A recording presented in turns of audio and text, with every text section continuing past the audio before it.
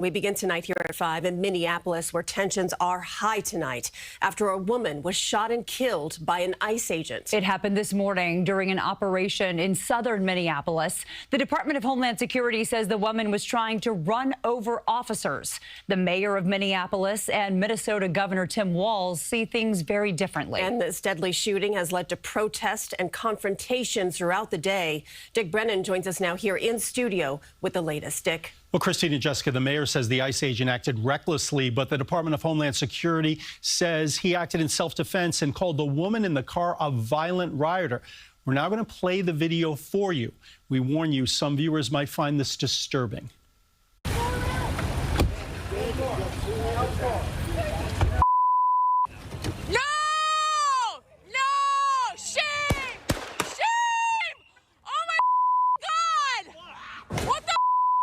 The Minneapolis mayor reacted to the video. They are already trying to spin this as an action of self-defense.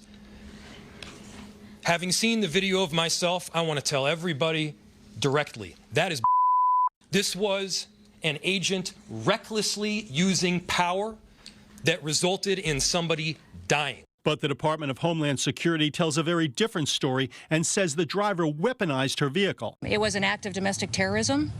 What happened was our ICE officers were out in an enforcement action.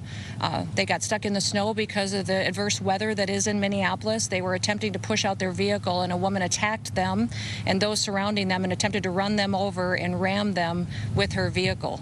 An officer of ours acted quickly and defensively shot to protect himself and the people around him. President Trump said on Truth Social that the woman violently, willfully, and viciously ran over the ICE officer. The driver has not been identified. Police would only say she's a middle-aged white woman. There is nothing to indicate that this woman was the target of any law enforcement investigation or activity. This woman was in her car, and it appears then blocking the street because of the presence of federal law enforcement. The shooting comes as the Trump administration conducts an immigration crackdown in the city. And I have a message for ICE. To ICE, get the out of Minneapolis. Immediately following the shooting, demonstrators took to the streets. Authorities shot tear gas in an attempt to disperse the crowd. I feel your anger. I'm angry. They want a show. We can't give it to them. We cannot. If you protest and express your First Amendment rights, please do so peacefully. Now, Governor Walz says he's giving a warning to possibly deploy the National Guard. He said federal officials were not coordinating with local law enforcement. Christine and Jessica. All right, Dick, thank you. And just a short time ago, Mayor Mamdani weighed in on this shooting in Minneapolis. He was asked about it during his first official news conference at City Hall. This is one part of what has been a year full of cruelty. And we know that when ICE agents attack immigrants, they attack every single one of us across this country. And this is a city and will always be a city that stands up for immigrants across the 5 boroughs. And I have made it clear to everyone within my city government, and that extends to NYPD, that we are going to uphold our sanctuary city policies. We are going to adhere to them. We are not here to assist ICE agents in their work. We are here to follow the laws of New York City. Stay with CBS New York for continuing coverage of the deadly ICE shooting. We'll have live updates on our website, cbsnewyork.com.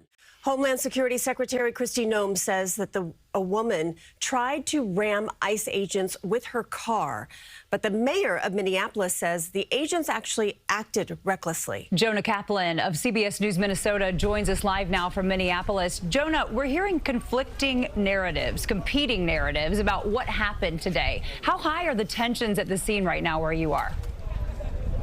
Well, I think it's important also to note about where this is, because we are actually at a place that's less than a half a mile away from where George Floyd was killed. So if you think about the tensions that still remain, the animosity between this community and law enforcement, no matter what the uniform is, no matter what patch that officer is wearing, and then you have this here, again, 8-9 blocks away, you can understand the trauma and some of the feelings that have been conjured up here.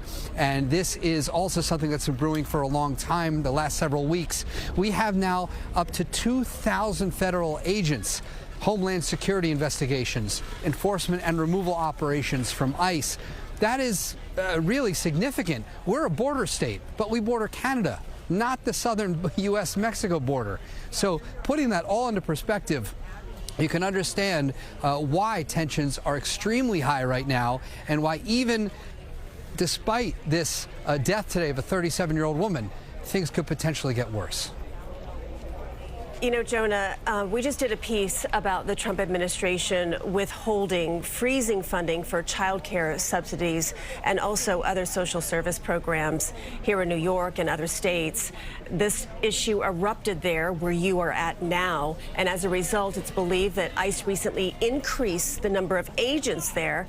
How has that news been received by local residents?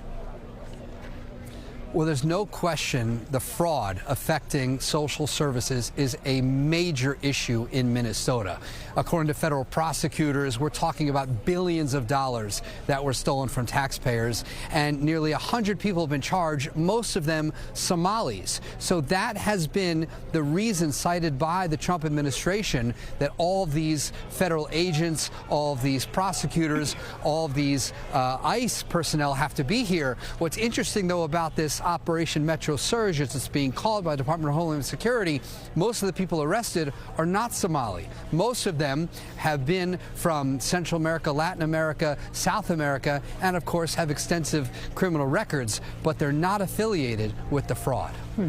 All right, Jonah Kaplan live for us from Minneapolis with the latest on this ICE shooting earlier today. Thank you, Jonah. And do stay with CBS News New York for continuing coverage on the deadly ICE shooting. We'll have live updates on our website, cbsnewyork.com.